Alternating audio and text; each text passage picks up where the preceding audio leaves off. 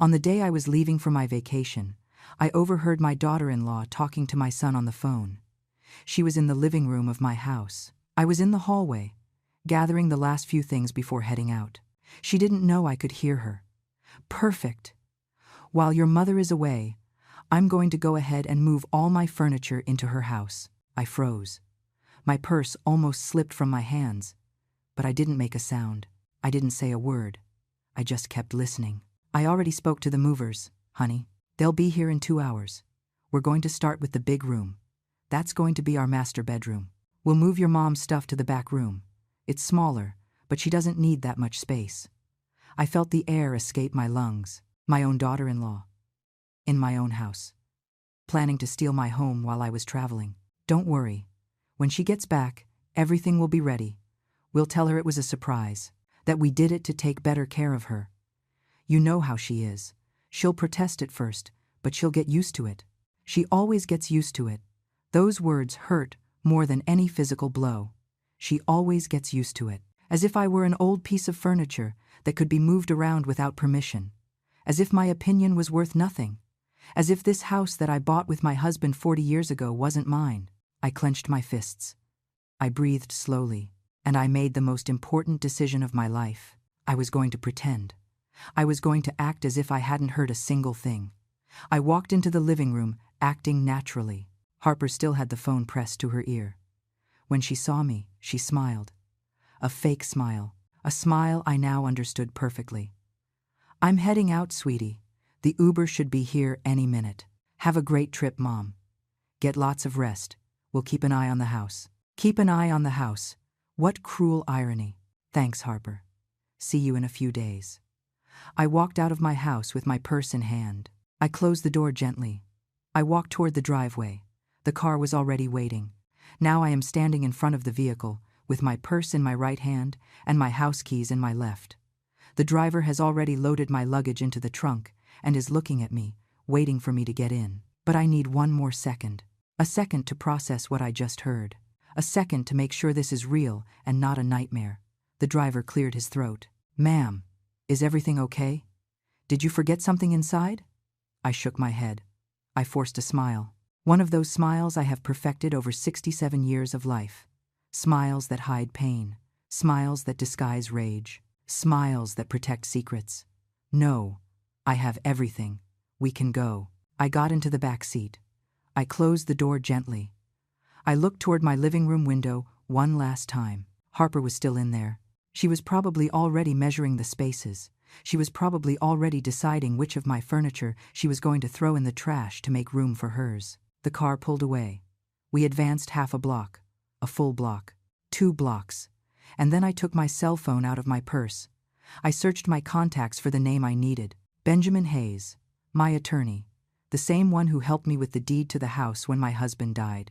The same one who advised me when Liam tried to convince me to put the property in both our names, just in case something happens to you, Mom. I dialed the number. I waited. 1 ring, 2 rings. Eleanor. Good morning. How are you? Benjamin. I need your help. Right now. It is urgent. My voice came out firmer than I expected. It didn't tremble. It didn't break. It was the voice of a woman who had just made a decision. Tell me what you need. My daughter-in-law is in my house right now, planning to move in without my authorization. I heard everything. She is bringing a moving truck in less than 2 hours. I need you to take immediate legal action. I need you to protect my property, and I need you to do it before it is too late. There was silence on the other end of the line, but it wasn't a silence of hesitation. It was the silence of someone thinking fast, of someone putting together a plan. Listen to me closely, Eleanor. I am going to make 3 calls. The first to a judge friend of mine who owes me a favor. The second to the police. The third to a trusted locksmith. In 3 hours your house will be legally and physically protected. But I need you to confirm something for me. Are you sure you want to do this? Because once we activate this process, there is no turning back. I looked out the car window. The streets of my neighborhood were passing by fast. The same streets I had traveled for 40 years. The same streets where I raised my son. The same streets where I walked hand in hand with my husband. The same streets where I built my life. I am completely sure, Benjamin. Do what you have to do. Perfect. Keep your phone on. I will be updating you on every step. And Eleanor, you did the right thing calling me. I hung up the phone. I put it away in my purse. I took a deep breath for the first time in the last 10 minutes. The driver was watching me through the rearview mirror. I think he heard part of the conversation, but he didn't say anything. He just kept driving. I looked straight ahead, toward the highway that would take me to the airport, toward the trip I had planned for months, a trip that didn't matter to me as much as it did an hour ago, because now the only thing that mattered was taking back what was mine. My phone vibrated. A text from Benjamin. First call made. The judge is preparing a property protection order. Second call in. Process. The police will be at your residence in 90 minutes. Third call made. Locksmith confirmed for lock change. Everything is under control, Eleanor. Breathe easy. I read the message twice, 3 times, and then something strange happened. I smiled. But this time, it wasn't a fake smile. It wasn't one of those smiles that hide pain. It was a real smile. A smile of power. A smile of a woman who just discovered she still has the strength to defend what is hers. Because Harper made a mistake. A huge mistake. She thought I was weak. She thought I was easy to manipulate. She thought she could walk into my house as if it were hers and reorganize my life as if I didn't exist. But she was wrong. I am Eleanor Vance. I am 67 years old. I am a widow. I am a mother. I am the owner of my own house. And nobody, absolutely nobody, is going to take what is mine without a fight. The car kept moving. I kept looking out the window. But my mind was already back at my house, imagining Harper's face when the police rang the doorbell. Imagining her surprise, her shame, her defeat, and for the first time in a long time, I felt something I had forgotten. I felt control. I felt power. I felt that my life belonged to me again. 3 hours later, my phone rang again. It was Benjamin. Eleanor, everything went exactly as we planned. What happened? The police arrived at your house 20 minutes ago. Harper had already started the move. She had a truck parked in the driveway. 2 men were unloading furniture. When the officers identified themselves, she tried to say she had your permission, but I had already sent them a copy of the property documents. I showed them that the house is solely in your name, and I explained that there was a prior report for attempted illegal occupation. My heart was beating so fast I thought it was going to burst. And then the officers asked her to stop the move immediately. Harper got hysterical. She started screaming that she was the daughter-in-law, that she had rights, that you had given her verbal permission. But the neighbors came out, and several of them confirmed that they never saw you give any authorization. That, in fact, they saw you leave a few hours ago with your luggage for your trip. I couldn't believe what I was hearing. The neighbors defended me. Exactly. And when Harper realized she had no way out, she tried to call Liam, but he didn't answer. I imagine he was working and didn't want to get involved directly. Coward. That word hurt, because it was true. My son was a coward. He let his wife do the dirty work while he kept his hands clean. What happened next, Benjamin? The police ordered her to remove all the furniture she had already brought in. They gave her 30 minutes. She cried. She begged. But orders are orders. The movers had to load everything back up, and when they finished, the officers warned her that if she tried to return without your express written authorization, she would face trespassing charges. They arrested her. It wasn't necessary. But the complaint was filed. And Eleanor, there is something else. Tell me. The neighbors applauded when she left. I know many of you reading this right now understand exactly what I am feeling. I know there are women out there who have gone through something similar. Women who gave everything for their children. Women who worked until they were exhausted to put a roof over their heads. Women who sacrificed their own dreams so they could fulfill theirs. And women who, in the end, were treated as if they were worth nothing. My name is Eleanor Vance. I am 67 years old. I was born in a small town where women of my generation learned that a mother's value is measured by how much she is capable of enduring in silence. We were taught to endure, to forgive, to turn the other cheek, to smile even though we are dying inside. They told us that a good mother never abandons her children, that a good mother always forgives, that a good mother sacrifices herself until her last breath. But no one taught us that we also have the right to defend ourselves. No one told us that a mother's love doesn't mean being trampled on. No one explained to us that we can love our children and at the same time set boundaries for them. Because for years, I believed that if I said no to Liam, it meant I was a bad mother. I believed that if I didn't give in to his requests, I was rejecting him. I believed my job was to make his life easier, even if that meant making mine harder. And let me tell you something. That belief almost destroyed me. Now I am sitting in the airport waiting area. My flight leaves in 2 hours, but I can't concentrate on anything other than my phone, waiting for news, waiting for confirmations, waiting to know that my house is safe. People pass by me dragging suitcases, families with children, couples holding hands, businessmen checking their laptops. Everyone has their own lives, their own problems, their own stories. And none of them know that the older woman sitting in the corner chair has just started a silent war against her own family. Because that is what it is, a war. And even though there are no weapons or blood, it is just as painful. Maybe more so, because when your enemy is someone who came from your own body, the pain is different. It is deep. It is intimate. It is the kind of pain that makes you question everything you thought you knew about love and family. I look at my phone again. 10 minutes have passed since I spoke to Benjamin. 10 minutes that feel like 10 hours. I wonder what is happening at my house right now. I wonder if Harper has realized she made a mistake. I wonder if Liam already knows what I did. I wonder if he hates me. And I am surprised to realize that this last question doesn't hurt as much as it should. Because something changed in me when I heard that conversation.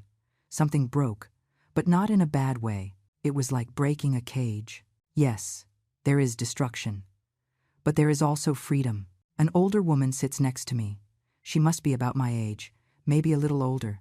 She has completely white hair pulled back in an elegant bun. She is wearing a simple but well-pressed dress. And when she looks at me, she smiles with that smile that only women of our generation know how to give. That smile that says, I have lived too. I have suffered too. I also know what it is to carry the world on your shoulders. Traveling alone? She asks me. I nod. Me too. It is the first time in 40 years that I am traveling without my husband. He passed away 6 months ago. I am so sorry. Thank you, dear. But you know something. Even though I miss him every day, I also discovered that I can do things on my own, that I don't need anyone's permission to live my life, that at this age we still have the right to be happy. Her words hit me in the chest. Because she is right. We have the right to be happy, even if that happiness means disappointing the people who expect us to keep sacrificing ourselves for them. Do you have children? I ask her. 3. 2 daughters and a son. The girls are wonderful. They call me every day. They visit me. They include me in their lives. But my son. She pauses for a long moment. My son thinks that because he is a man and because he is the youngest, he has a right to more. A right to my house. A right to my money, a right to my time. And for years, I allowed it. Until one day I realized that he was never going to be satisfied, that he was always going to want more, and that if I didn't set a limit, I was going to end up with nothing. I stare at her. It is as if I were listening to my own story coming out of another person's mouth. What did you do? I told him no. Simple as that. I told him my house was mine, that my money was mine, and that if he wanted something in life, he would have to work for it, just like his sisters did. He got angry. He screamed at me. He told me horrible things, but I held my ground. And do you know what happened after 6 months of not speaking to me? He came back, humbler, more mature, and he asked for forgiveness. And you forgave him. I forgave him. But I didn't forget, and the boundaries are still there. Because forgiveness doesn't mean being naive again. Forgiveness doesn't mean letting them trample you again. Forgiveness means letting go of the grudge but keeping your dignity. Those words stay with me. Letting go of the grudge but keeping your dignity. The woman stands up. She picks up her small handbag. That is my flight, dear. It was a pleasure talking to you, and I don't know what situation you are going through, but I can see in your eyes that it is something important. I just want to tell you one thing. You matter. Your peace matters, and it is never too late to defend what is yours. She walks away slowly, And I sit there, with tears in my eyes. Because sometimes the universe puts exactly the person you need to find in your path at the exact moment you need to find them. My phone vibrates, another message from Benjamin. Update. The locksmith has arrived at your house. He is changing all the locks, front door, back door, and garden gate. I will send you the new keys via express courier to the address where you will be staying. You will have them tomorrow morning. I reply quickly. Thank you, Benjamin. You don't know how much I appreciate all this. Eleanor, it is my job. But beyond that, I am glad to see that you are finally taking control of your life. Your husband would be proud of you. That last sentence breaks me. My husband, Arthur. 5 years have passed since he died, and there are still days when I wake up expecting to see him by my side. There are still moments when I want to tell him something, and I grab the phone before remembering that he is no longer here. I still miss his laugh. His way of hugging me. His way of making me feel that everything was going to be okay. Arthur never liked Harper. From the first day Liam brought her home, Arthur told me, "That girl doesn't love you, Eleanor. She loves your house," and I laughed. I told him he was exaggerating, that it was just because he was overprotective of me. But Arthur was right. He was always right. And it hurts to know that he is not here to see that I finally listened to his warnings. I close my eyes, I breathe deep, and for the first time in a long time, I allow myself to feel everything. The pain, the rage, the disappointment, the sadness, but also the strength, the power, the determination, because all those emotions can coexist. I can be sad for the family I thought I had, and at the same time be proud of the woman I am becoming. They announce my flight over the loudspeakers. It is time to board. I stand up. I pick up my purse. I walk toward the boarding gate, and with every step I take, I feel as if I were leaving the old Eleanor behind. The Eleanor who was afraid, the Eleanor who stayed silent, the Eleanor who believed that being a good mother meant letting herself be destroyed. I get on the plane. I find my seat by the window. I settle in. I fasten my seatbelt, and as the plane begins to move down the runway, I allow myself to look back. Toward the city I am leaving temporarily, toward the house that is being protected right now, toward the life I am rebuilding piece by piece. The plane takes off, the city gets smaller and smaller. The houses look like toys, the cars look like ants, and I feel light for the first time in years. As if I had been carrying a huge weight on my shoulders and finally allowed myself to let it go. I close my eyes, and although I know that what comes next won't be easy, I also know that I am ready to face Liam, ready to set boundaries, ready to reclaim my life, because this story is just beginning. And this time, I am going to write the ending. To understand how I got here, I need to take you back 5 years, to the day everything changed. To the day my husband Arthur closed his eyes for the last time, and I was left completely alone in this world. It was a Tuesday. I remember it was Tuesday because on Tuesdays we always went to the farmer's market together to buy fresh vegetables. It was our little tradition. But that Tuesday, Arthur didn't get out of bed. He told me he felt tired, that maybe he had slept poorly. I made him tea. I adjusted his pillows. And 2 hours later, I was at the hospital, watching the doctors try to save him from a massive heart attack that gave him no chance. 42 years of marriage ended on a Tuesday morning. Liam arrived at the hospital 3 hours later. He didn't come alone. He brought Harper. At that moment, they had been dating for barely 6 months. I hardly knew her. We had barely spoken a couple of times at family gatherings. She was a quiet girl, or at least that's what she seemed. Always smiling, always polite, always saying the right words. I remember that day at the hospital she hugged me. She told me she was very sorry for my loss, that she was going to be there for whatever I needed. And I thanked her, because in that moment of pain, any show of affection felt like a life preserver in the middle of the ocean. The first months after Arthur's death were the darkest of my life. The house felt too big, too silent, too empty. Every corner had a memory. Every object told a story. And I didn't know how to keep living in a place full of ghosts. Liam started visiting me more often. At first, he came alone. He stayed for dinner. He helped me with things around the house that Arthur always fixed. He changed light bulbs. He checked leaky faucets. He mowed the lawn. And I felt grateful. I felt lucky to have a son who worried about me. Then he started bringing Harper. She cooked, she cleaned, she organized my pantry, and I thought it was wonderful to have such a helpful daughter-in-law, so attentive, so willing to help. How naive I was. 3 months after the funeral, Liam told me he was going to get married, that he had decided Harper was the woman of his life, and that they wanted to do it soon because they weren't that young anymore and wanted to start a family. He was 34 years old. She was 29. And I gave them my blessing. I helped them organize the wedding. I paid for the reception venue. I hired the caterer. I did everything a mother does for her son. The wedding was simple but beautiful. Harper looked beautiful. Liam looked happy. And I tried to be happy for them, even though inside I was broken by Arthur's absence. Because Arthur should have been there, walking with our son down the aisle, giving him marriage advice, dancing with me at the party. But his chair was empty, and I had to smile all day while pretending my heart wasn't breaking in two.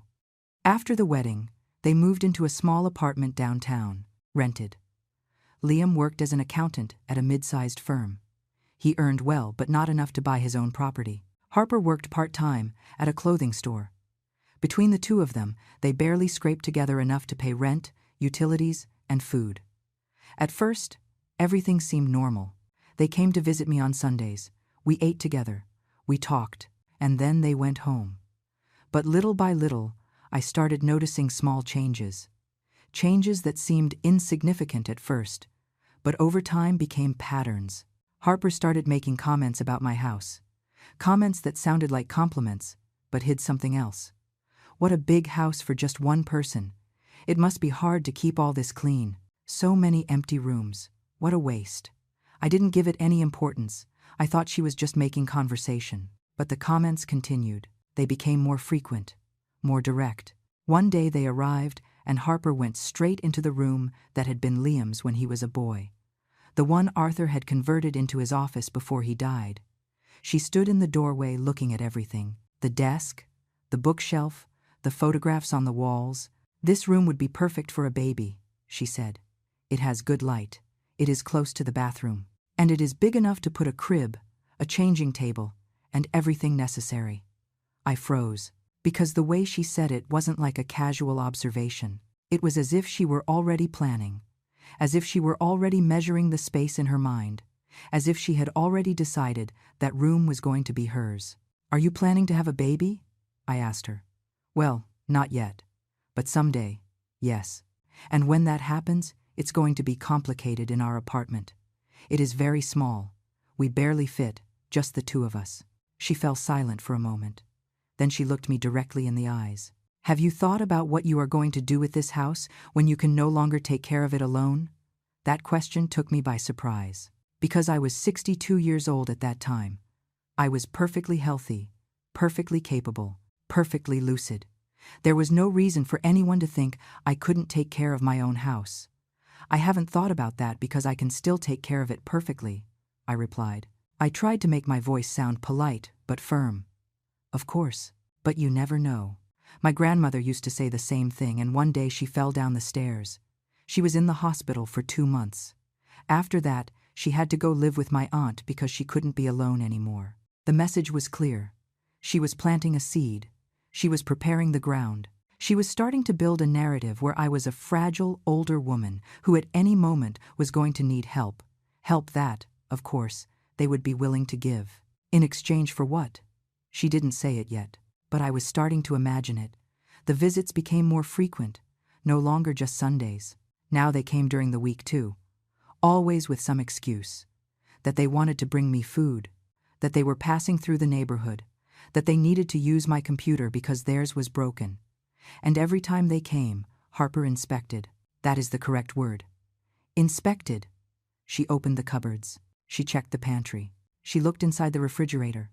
She moved things out of place.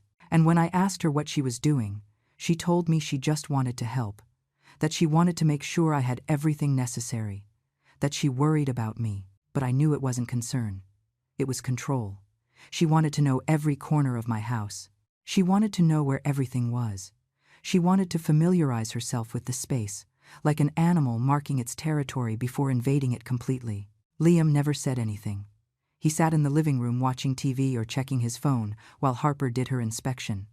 And when I tried to talk to him about his wife's comments, he told me I was exaggerating, that Harper just wanted to help, that I should be grateful to have such an attentive daughter-in-law. Grateful. One day, Harper found a jewelry box that Arthur had given me over the years. It was in my bedroom, in my closet, in a private place, but she entered without knocking, opened the closet, and took out the box. "What beautiful jewelry, Mom." "Surely it's worth a lot of money. They were gifts from my husband. They have sentimental value." "And what are you going to do with them?" "I never see you wearing them. I save them for special occasions." "But you never go anywhere. What a waste to have such pretty things stored away." "I would wear them. I would give them the value they deserve."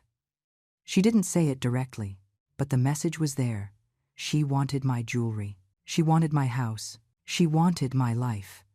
And she was willing to wait as long as necessary to get it. That night, after they left, I called my sister Margaret. She lives in another city, but we talk on the phone almost every day. I told her everything, the comments, the inspections, the insinuations. "That girl is sizing you up, Eleanor. She is seeing how much she can take before you react. You have to set boundaries. Now, but she is my son's wife, Margaret. I don't want to cause problems. The problems are already there, sister. You just don't want to see them. And if you don't do something now, I guarantee you that in a few years you are going to be sleeping in the maid's room of your own house while they occupy your bedroom." Her words scared me, because they sounded extreme. But at the same time, they sounded possible, completely possible. I tried to talk to Liam. One afternoon I invited him for coffee, just the two of us, without Harper. "Son, I need to talk to you about something important." "Tell me, Mom." "I feel like Harper is too interested in my house, in my things, and it is making me feel uncomfortable." His expression changed immediately. He went rigid, defensive. "Uncomfortable? My wife bends over backwards to help you and you feel uncomfortable." "It's not that, son. I appreciate her help, but there are boundaries." "Boundaries?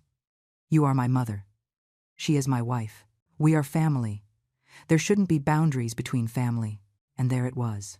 The first clear sign that Liam was not on my side, that he had chosen, and he hadn't chosen me. The following months were like watching an invasion in slow motion, so gradual that if you weren't paying attention, you could think everything was normal. But I was paying attention, and every day I saw my space getting smaller while theirs got bigger. First, it was a box, a single box that Harper brought one Sunday. "Mom, do you mind if we leave this here for a few days? It's just that in the apartment we don't have space anymore, and they are things from last season that we aren't using." "What is in the box?" "Winter clothes, coats, sweaters, things like that. Just until we get a bigger place." I accepted, because it was just one box, because it was just a few days, because I still wanted to believe I was exaggerating, that my sister Margaret was being paranoid, that Harper really just needed temporary help. The box stayed in the guest room. 1 week passed. 2 weeks. A month. The box was still there. And when I asked Harper when she was going to pick it up, she told me they still didn't have space. That soon. To have patience. Then another box arrived. And another. And one more. Suddenly the guest room was full of boxes with their things. Clothes, shoes, books, decorations.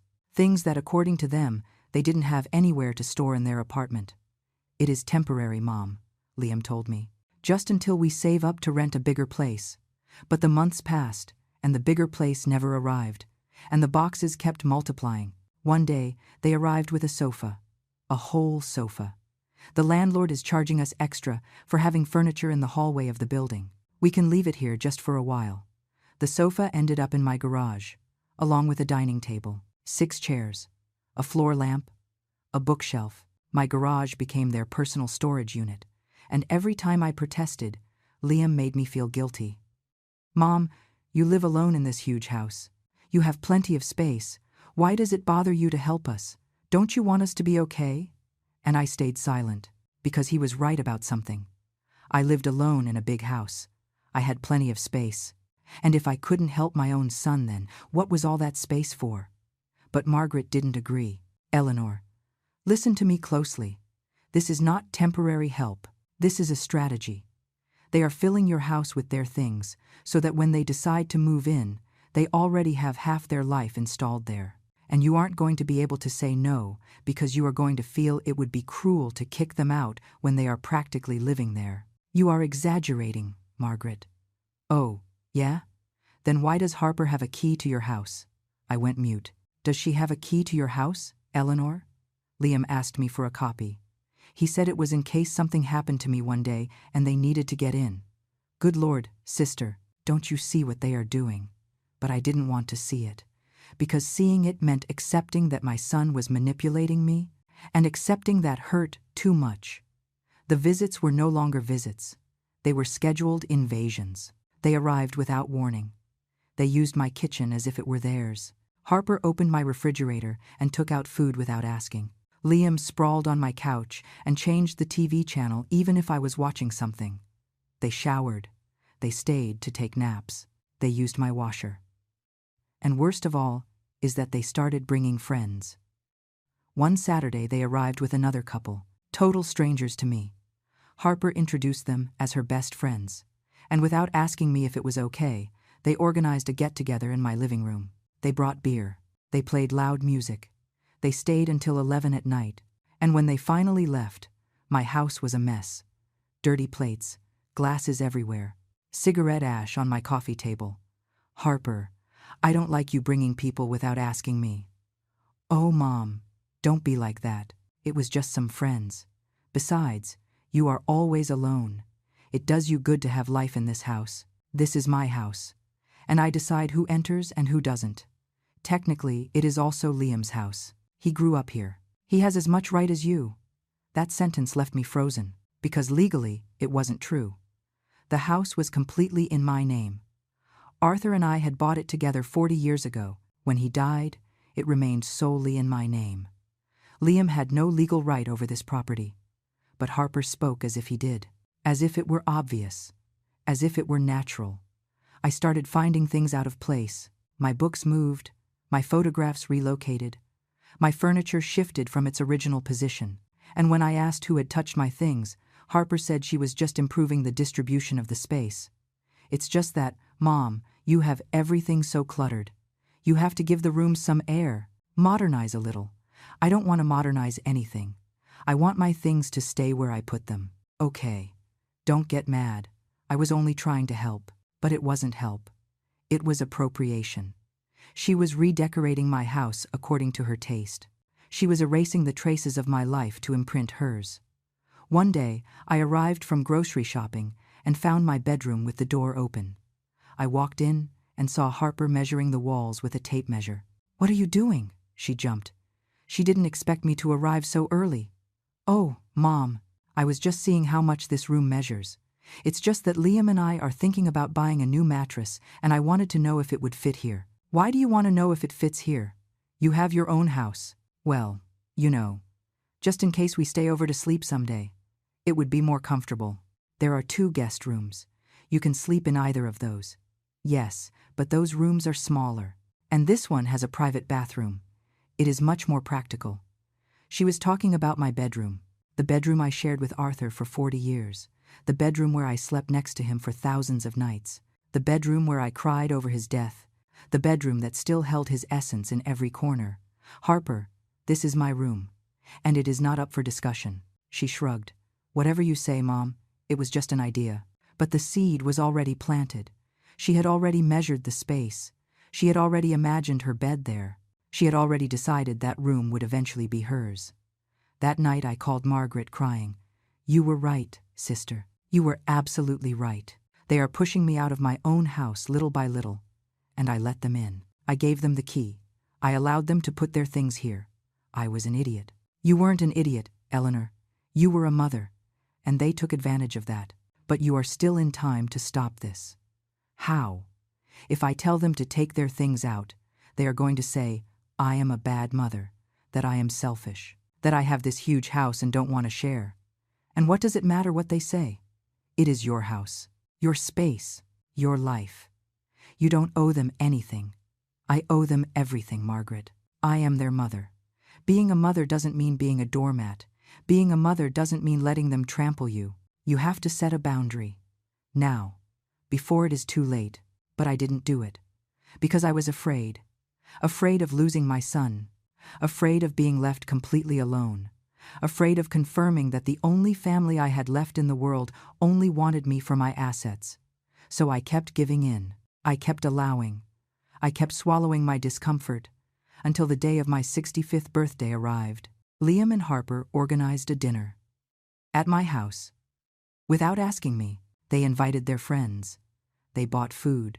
They decorated my living room. And when I arrived after spending the afternoon at the beauty salon, I walked into a party in full swing. In my own house. A party I didn't authorize. "Surprise, Mom!" shouted Liam. "We organized a birthday party for you.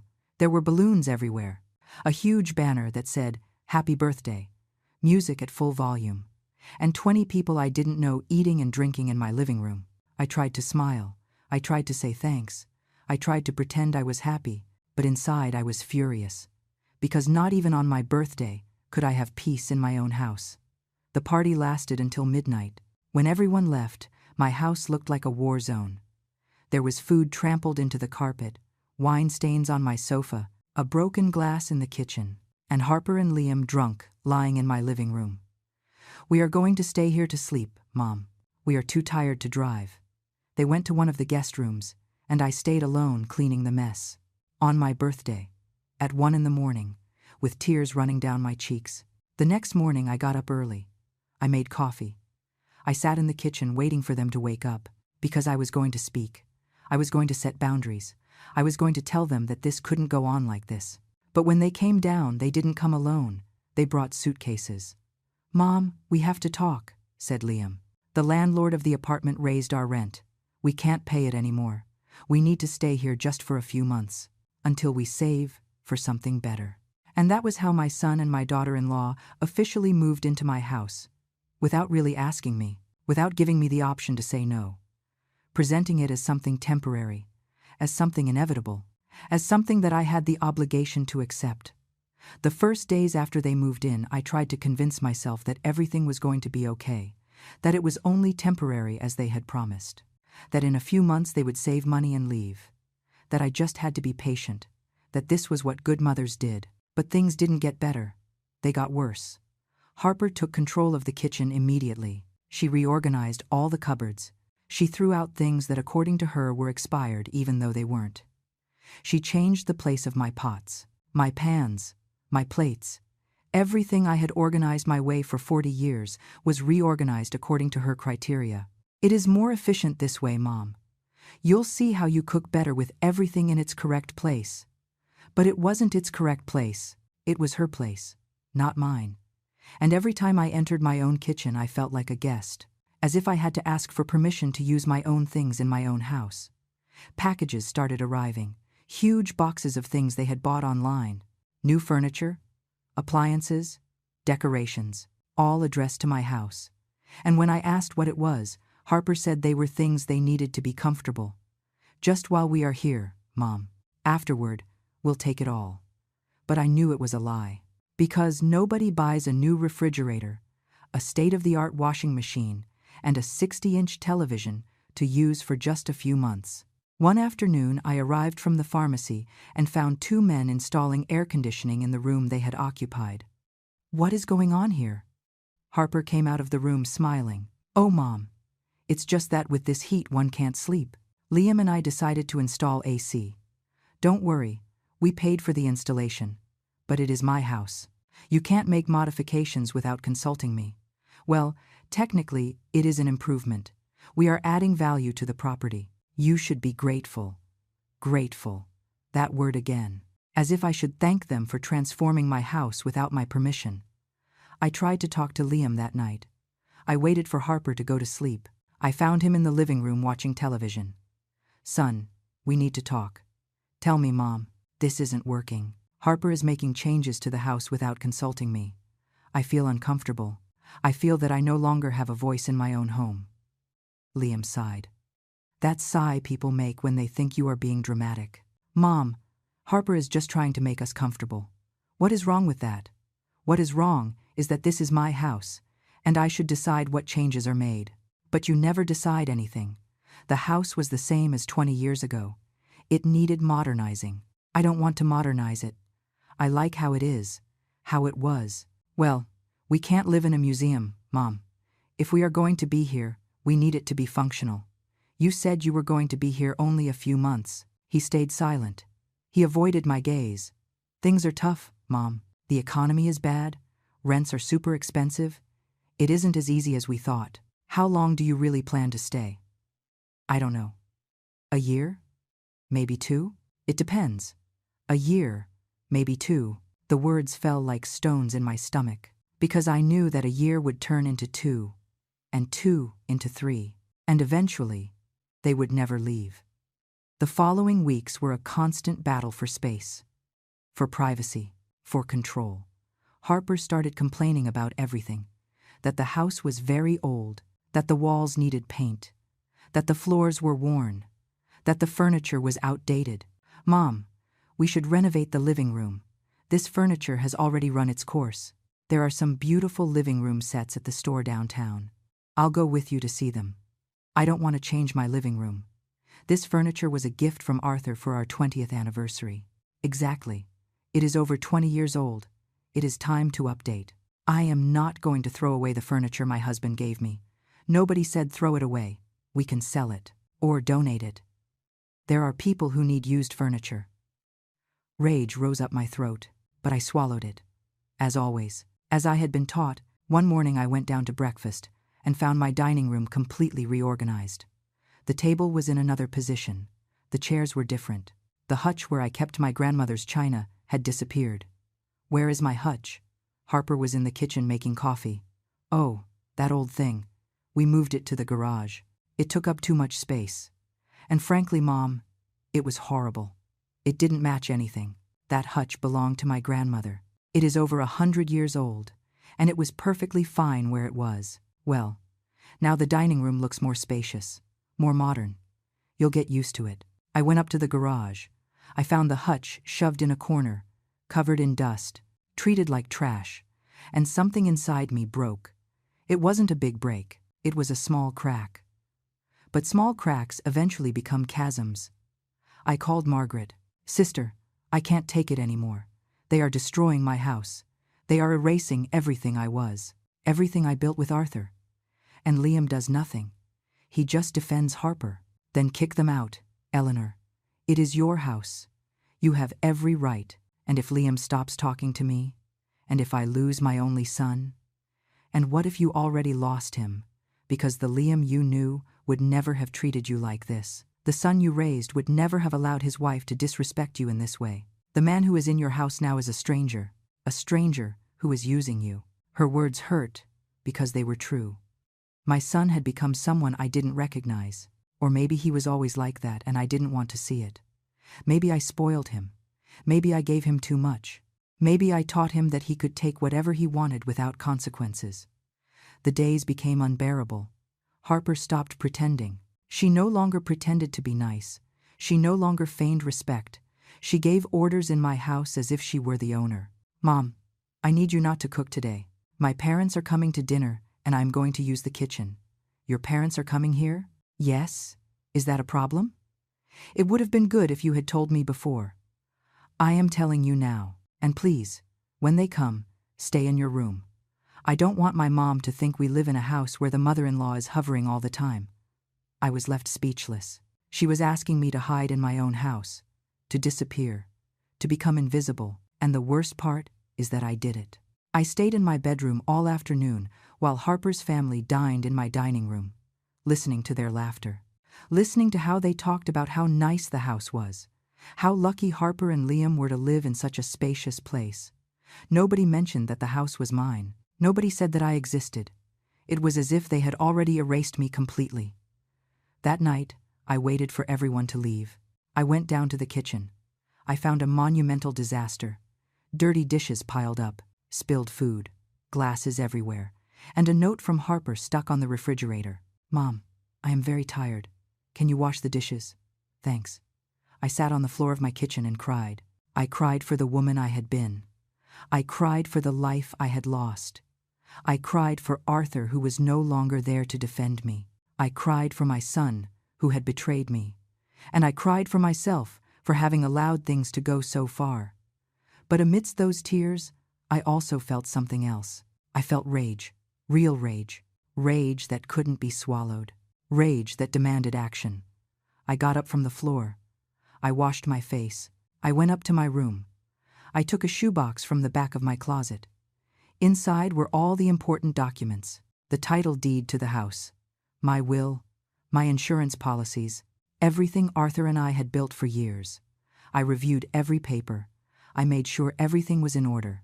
And then I took my phone and looked for the number of Benjamin Hayes, the family attorney, the same one who had helped Arthur with the house papers. It was 11 at night, too late to call. But I sent him a message. "Benjamin, I need to speak with you urgently. It is about my house and my son. Please contact me when you can." The answer arrived 5 minutes later. "Eleanor, tomorrow at 10 in my office. Bring all the property documents." I put away my phone. I put the documents in my purse. And for the first time in months, I felt a sense of purpose, with a plan, with hope, because I had spent the last 2 years letting myself be pushed around, letting myself be manipulated, letting myself become a shadow in my own house. But that was going to end. The next morning I got up early. I dressed in my best clothes. I did my hair. I put on makeup. And I went down to breakfast as if it were a normal day. Harper was in the kitchen. "Good morning, Mom. Where are you going all dressed up?" "I have an appointment." "What kind of appointment?" "Personal." I saw the annoyance on her face. She didn't like not knowing. She didn't like not having control over my movements. "Are you coming back for lunch? Because I need you to watch some things I have in the oven." "I am not coming back for lunch. I will be out most of the day." "And what do I do with the food?" "You are an adult woman, Harper. I am sure you can figure it out." I left the house without waiting for an answer. And while I walked toward the bus stop, I felt something I hadn't felt in a long time. I felt power. I felt my life belonged to me again.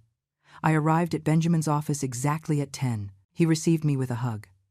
"Eleanor, how long has it been? I am sorry we are meeting under these circumstances." "Me too, Benjamin. But I need your help." I spent the next hour telling him everything, from the day Harper and Liam moved in to the humiliation of the night before. I didn't hold anything back. I showed him the documents. I explained my fears. Benjamin listened to everything in silence. He took notes. He reviewed the papers. And when I finished speaking, he looked me directly in the eyes. "Eleanor, legally the house is completely yours. Your son has no right over it. You can kick them out whenever you want. But he is my son, Benjamin. I know. And that is why this is going to be difficult, but you have to decide. Do you want to keep living like this, turned into a servant in your own house? Or do you want to reclaim your life?" The question hung in the air, and I knew the answer before saying it aloud. I want to reclaim my life. Benjamin took out a new notepad and started writing. His movements were precise. Sure, like someone who has handled these types of situations hundreds of times. "Eleanor, the first thing you need to understand is that this is going to get ugly. When you tell them they have to go, they won't accept it easily. They are going to manipulate you. They are going to make you feel guilty. They are going to say you are a bad mother, that you are selfish, that you are leaving them on the street. I know. Are you prepared to hear that from your own son?" The question hit me hard, because I wasn't sure. I wasn't sure if I could handle Liam looking at me with hate, telling me horrible things, becoming his enemy. But then I remembered Harper's note asking me to wash the dishes. I remembered how she asked me to hide in my room. I remembered my grandmother's hutch thrown in the garage like trash, and something inside me hardened. I am prepared. Good. Then this is what we are going to do. First, I need you to document everything. Every modification they have made to the house without your permission. Every piece of your furniture they have moved or thrown away. Every invasion of your privacy. Take photos. Write down dates. Save any message or conversation that demonstrates their behavior. I took out my phone. I started taking notes. Second, we are going to draft a formal eviction notice. Legally, you have to give them 30 days to find another place. It is a short time, but it is what the law states when there is no lease agreement. 30 days more living like this. 30 days during which you are going to have to be very strong. Because when they receive that notice, they are going to try everything to make you change your mind. They are going to cry. They are going to promise they will change. They are going to bring family pressure. Do you have someone to support you in this? My sister Margaret. Good. You are going to need her. And Eleanor, one more thing. I need you to change the locks the same day they leave, not a day later, the same day. Because if you give them a chance, they will try to return. The conversation lasted 2 hours. Benjamin explained every step of the legal process to me. He prepared me for every possible scenario. He gave me his personal cell number and told me to call him at any hour if things got difficult. When I left his office, I had a clear plan. I had legal backing, and I had something I hadn't had in a long time. I had determination. But first I needed to do something. I needed to see my house with new eyes. I needed to document everything Benjamin had asked me to. I arrived home at 3 in the afternoon. Harper was in the living room watching television. She didn't even turn around when I entered. "You're back," she said without taking her eyes off the screen. It wasn't a question. It was almost an accusation. "Yes, and where were you?" "Handling personal matters." This time she did look at me. There was suspicion in her eyes. "What kind of matters?" "Personal, Harper. I don't have to report my movements to you." I saw how her expression changed. She didn't like my tone. She was used to me being submissive, compliant, easy to manage. "Well, whatever. Liam is arriving late today. He has a work dinner, so I made food just for the two of us." I went straight up to my room without answering. I locked the door. I took out my phone and started taking photos. Photos of the guest room converted into their permanent bedroom. Photos of the garage filled with their furniture. Photos of my things moved out of place. Photos of the modifications they had made without permission. Then I sat down and wrote. I wrote down every incident I remembered, every lack of respect, every invasion, every moment they made me feel I didn't matter in my own house. The words flowed. 2 pages, 5 pages, 10 pages. Years of silent humiliations converted into written evidence. When I finished, it was 7 in the evening. I went down to the kitchen. Harper was still in the living room. "Are you going to cook now?" "I'm hungry. There is food in the refrigerator. You can heat it up, but I don't know how your old stove works." "Then it is a good time to learn." She looked at me as if I had spoken to her in another language, as if she couldn't believe I was telling her no. "What is wrong with you today, Mom?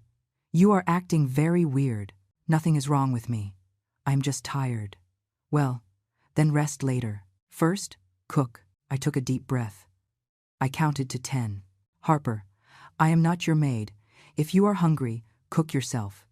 She got up from the sofa. She walked toward me. And for the first time, I saw something dangerous in her eyes. "Do you know what your problem is, Mom? That you live in the past, that you don't accept that things change, that this house needs young people to give it life, not a bitter old woman clinging to her memories." The words hurt. But this time I didn't swallow them. This time I spat them back. "This bitter old woman is the owner of this house, and it would be good for you to remember that." I saw her turn pale. I saw her fists clench. "We'll see what Liam says about this. Tell him whatever you want." I went up to my room, locked it, and waited. I waited for Liam to arrive. I waited for Harper to tell him. I waited for him to come knocking on my door demanding explanations. The wait lasted 3 hours. Liam arrived at 10 at night. I heard voices downstairs.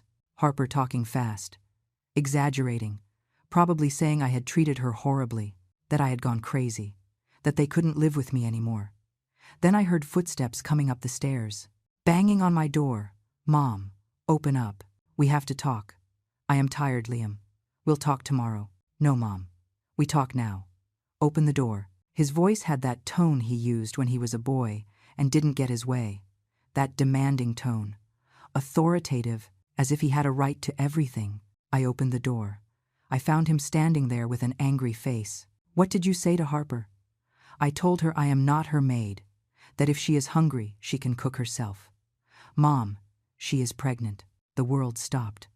The words were left floating in the air like a bomb about to explode. "What did you say?" "Harper is pregnant, 2 months along. That is why she is so sensitive. And you treated her horribly. I felt the floor disappear beneath my feet. A baby. They were going to have a baby, which meant that now it was impossible to kick them out. Because if I kicked them out, I wasn't just kicking out my son. I was kicking out my future grandchild, and they knew it.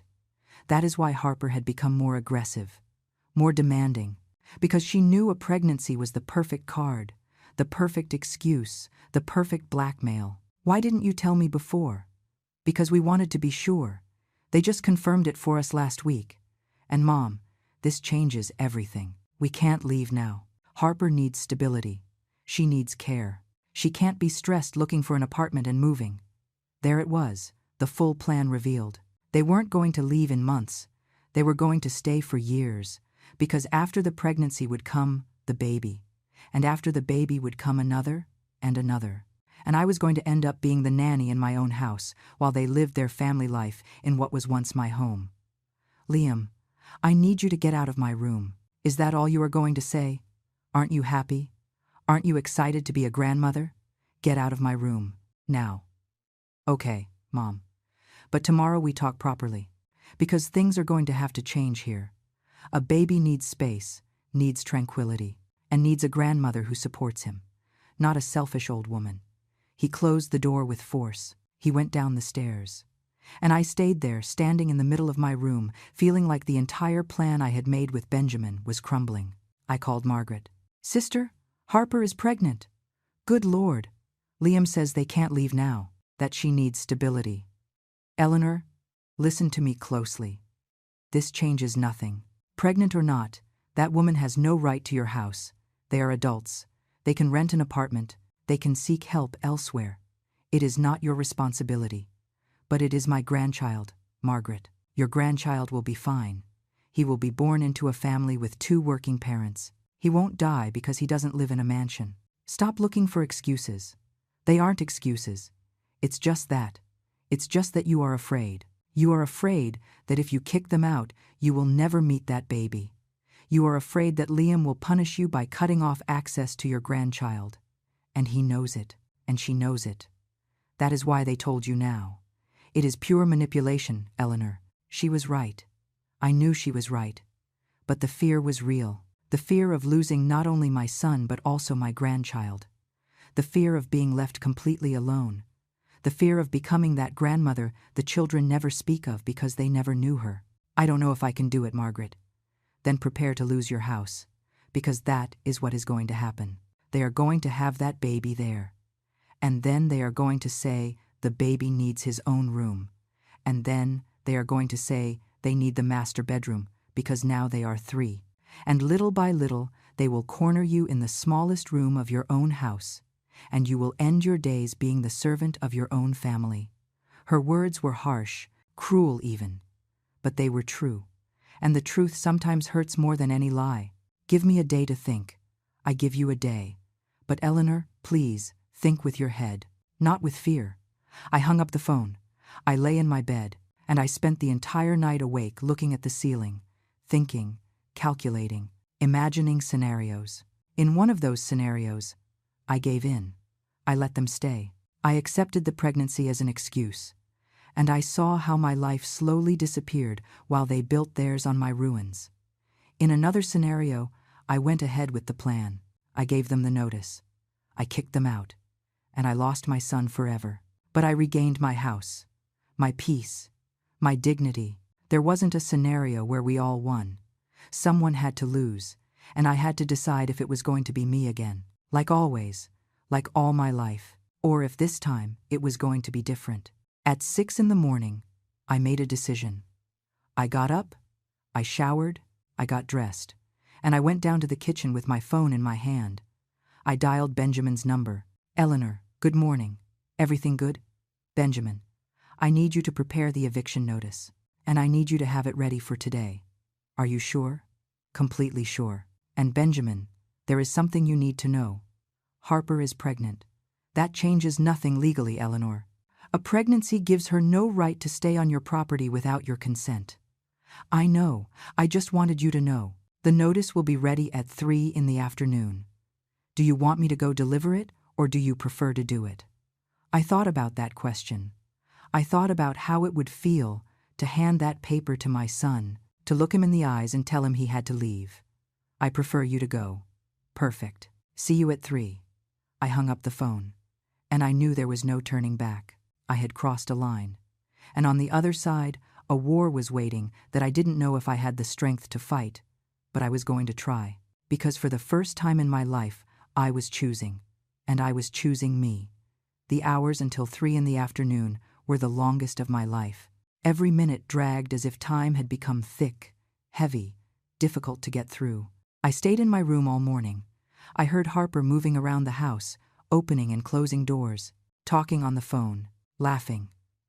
Like nothing. As if nothing had happened last night. As if I didn't exist.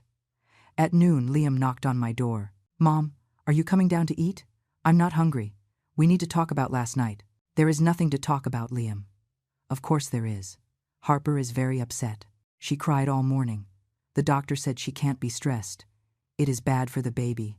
I clenched my fists. I took a deep breath. "Tell Harper I am sorry if I made her feel bad. But I am not going to apologize for setting boundaries in my own house." "Boundaries? Mom, do you hear what you are saying? We are family. There shouldn't be boundaries between family." That sentence, that damn sentence I had heard 1,000 times. The perfect excuse to justify any abuse, any invasion, any lack of respect. "Go away, Liam. I have things to do." I heard his footsteps recede. I heard him say something to Harper in a low voice. I heard how she responded with that victim tone she had perfected too. At 2:30 I got ready. I put on my best dress, the one I used for important occasions. I combed my hair carefully. I put on makeup. Because I needed to feel strong. I needed to look strong. At 3 o'clock sharp the doorbell rang. I went down the stairs slowly. Harper was already opening the door. Benjamin was standing outside with his briefcase in hand, dressed in a suit, serious, professional. "Good afternoon. I am looking for Mr. Liam Vance and Mrs. Harper Vance." Harper looked at him confused. "Who are you?" "I am Benjamin Hayes, attorney for Mrs. Eleanor Vance."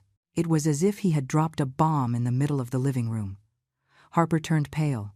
She froze in the doorway. "Attorney? What does she need an attorney for?" Liam appeared behind her. When he saw Benjamin, his expression changed completely. "What is going on here?" Benjamin took an envelope out of his briefcase. "I am here to deliver a formal eviction notice. Please sign here confirming you received the document." The silence that followed was absolute. I could hear my own heart beating. I could feel the tension electrifying the air. Liam took the envelope. He opened it with trembling hands. He read. His eyes moved fast over the words. And with every line he read, his face turned redder. "This is a joke. It is not a joke, Mr. Vance. It is a legal document. You have 30 days to vacate the property. This is my mother's house. I grew up here. The house is in the name of Mrs. Eleanor Vance. She is the sole owner, and she has formally requested that you vacate." Harper looked at me, and in her eyes I saw something I had never seen before. I saw pure hate. "You can't do this. I am pregnant." "Your condition does not change the legality of the document, ma'am. The law is clear. If there is no lease agreement, the owner has the right to request eviction with 30 days' notice." "We have nowhere to go," she screamed. Tears began running down her face, but they didn't move me anymore. They didn't make me doubt. Liam approached me. His face was distorted by rage. "How could you do this, Mom? How could you betray your own family?" "I didn't betray you, Liam. You betrayed me. You entered my house. You took control. You treated me as if I didn't matter. And now you are facing the consequences. We are going to have a baby, and you are going to raise him in your own home, not in mine." "You are a monster," screamed Harper. "A selfish old woman with no heart. I hope you never meet your grandchild. I hope you grow old alone and die alone." Her words hurt. I'm not going to lie. They hurt deeply, but they didn't break me, because I finally understood something. I understood that love cannot exist where there is no respect, and they never respected me. Benjamin took out some additional papers. "Mrs. Eleanor, here is the duplicate for your files. And these are the contacts for 3 locksmiths. I recommend changing the locks on the 31st, not before, to avoid legal problems. But not after either. I took the papers. My hands didn't tremble. My voice didn't break. "Thank you, Benjamin." Liam looked at me as if he were seeing me for the first time, as if he couldn't believe I was capable of this. "I am never going to forgive you, Mom. Never. I am not going to forgive you either, son. At least not soon. But I am going to be fine. And you are going to be fine too. Because you are adults. And it is time you acted like it." Benjamin said goodbye. He closed his briefcase. He left the house. And I stayed there, standing in front of my son and daughter-in-law, watching as everything that had been my family crumbled before my eyes. But this time I didn't feel fear. I felt liberation. Because I had finally chosen, and I had chosen me. The next 30 days were a silent war. A cold battle fought in glances, in silences, in words that cut deeper than any knife. Liam and Harper stopped talking to me completely. They passed by me as if I were invisible. As if I no longer existed. And in a way that hurt more than the screams, more than the accusations. Because the silence was their way of telling me I was already dead to them. But I kept going. Because Margaret called me every day. Because Benjamin sent me messages reminding me I was doing the right thing. And because for the first time in years, I could sleep without that sensation of losing control of my own life. Harper started bringing people to the house. Friends, relatives. They all came to see me with that look of disapproval. As if I were the devil, the villain of the story. The cruel grandmother kicking her pregnant son onto the street. Her mother came one day. A woman I had seen only twice in my life. She planted herself in my living room with arms crossed and looked at me with contempt. "Have you no shame?" Kicking out a pregnant woman. "They have 30 days to find a place. It is enough time. My daughter is delicate. The doctor said she needs rest. And you are stressing her. Your daughter was well enough to reorganize my entire house without permission, to move my furniture, to treat me like an employee. I think she will survive 1 more month." The woman opened her mouth to respond, but found no words. Because she knew I was right. She knew her daughter had abused my hospitality. But she was never going to admit it. She left, slamming the door. And Harper went up to her room crying dramatically, as if she were the victim.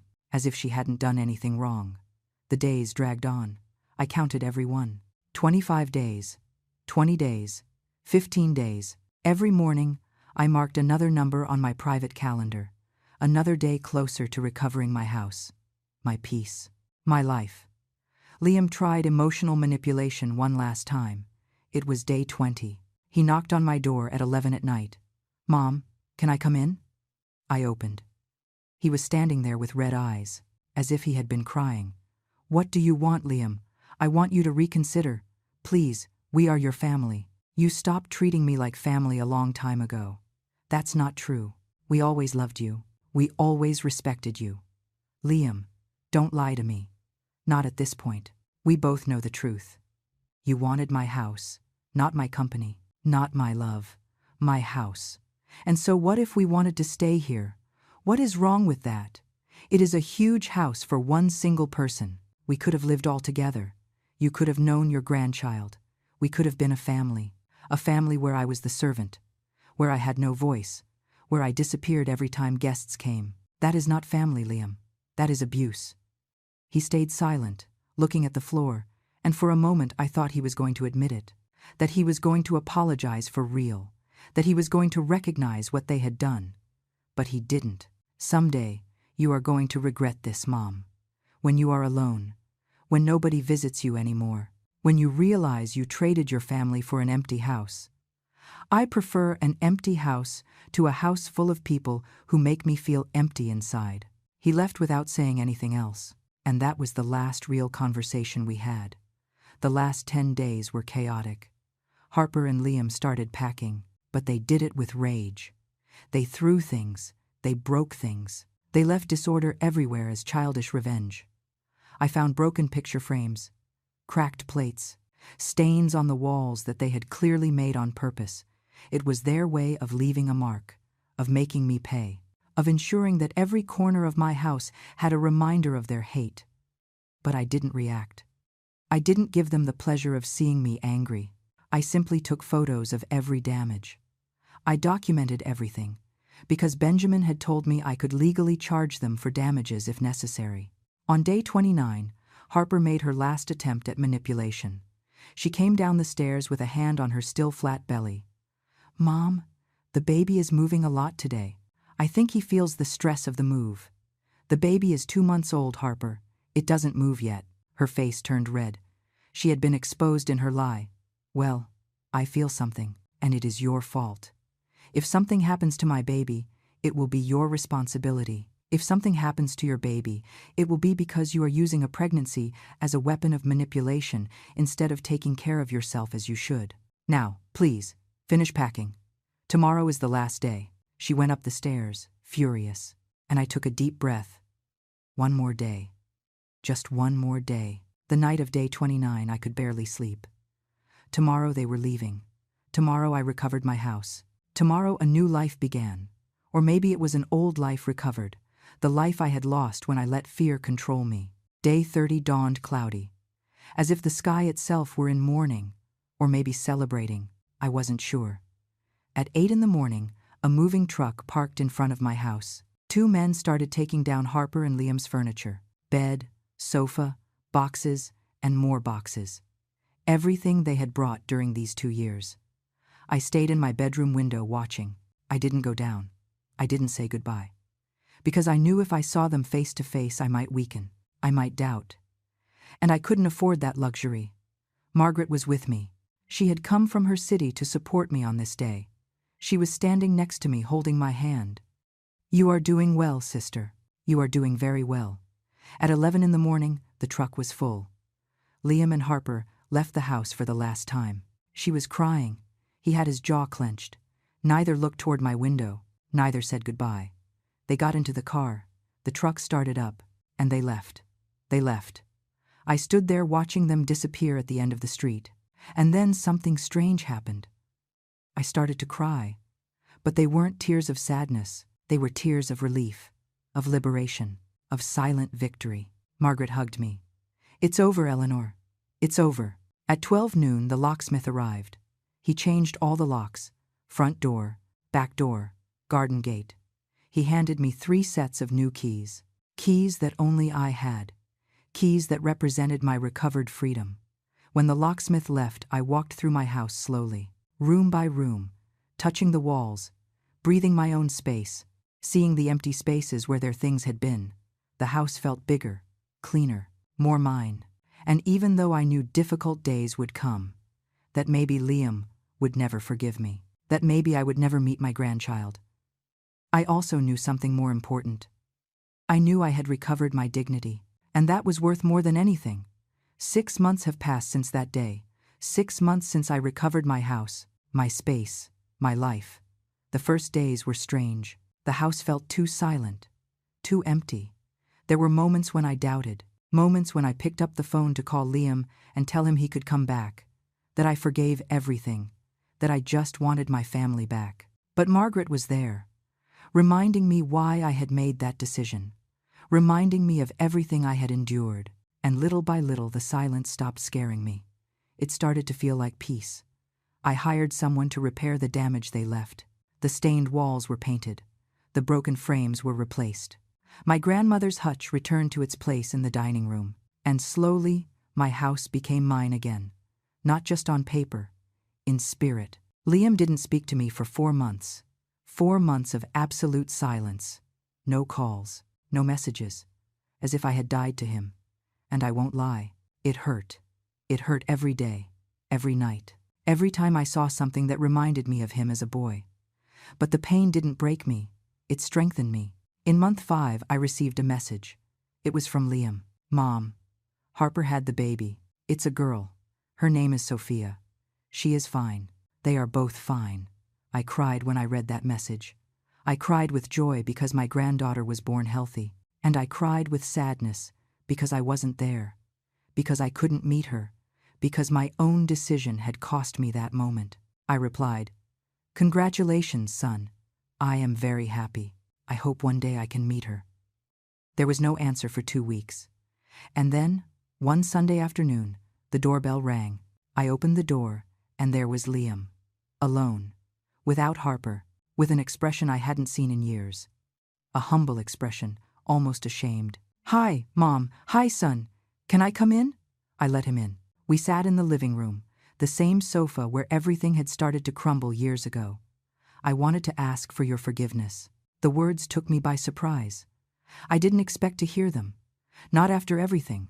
You were right, Mom. About everything. Harper and I treated you horribly. We disrespected you.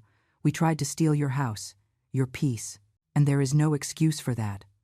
Why now, Liam? Why are you telling me this now? Because being a father made me understand things I didn't understand before.